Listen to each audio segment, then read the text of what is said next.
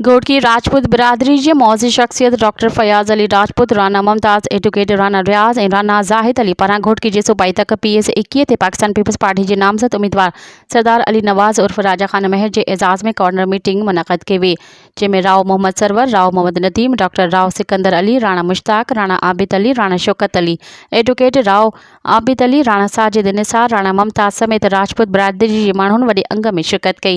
इन मौक़े ते कॉर्नर मीटिंग खे ख़िताब कंदे सरदार अली नवाज़ उर्फ राजा खान महर चयो त घोटकी जो अवाम मुखालिफ़नि जे लॉलीपॉप में न ईंदो। मुखालिफ़नि खे 8 फ़रवरी ते ख़्वारी खां सवाइ कुझु बि न मिलंदो। असां हमेशह घोटकी जी अवाम जी ख़िदमत कई आहे ऐं अवामी ख़िदमत जे जज़्बे तहत सियासत कंदा आहियूं।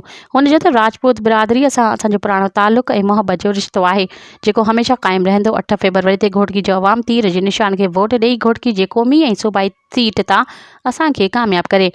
इन मौक़े ते सरदारज़ादा अली अनवर ख़ान महर, सैयद असगर अली शाह गिलानी, सिकंदर अली लाखो, सैयद अला वधायो शाह, सैयद इस्माइल शाह गिलानी, बगन ख़ान कालादी, अब्दुल मजीद लाखो, अब्दुल गनी लाखो ऐं ॿिया पिणु मौजूदु हुआ। मज़ीद ख़बरनि ऐं तफ़सीलात लाइ विज़िट कयो असांजी वेबसाइट www.awamiNewsHD.com ऐं ॾिसंदा रहो अवामी न्यूज़ HD।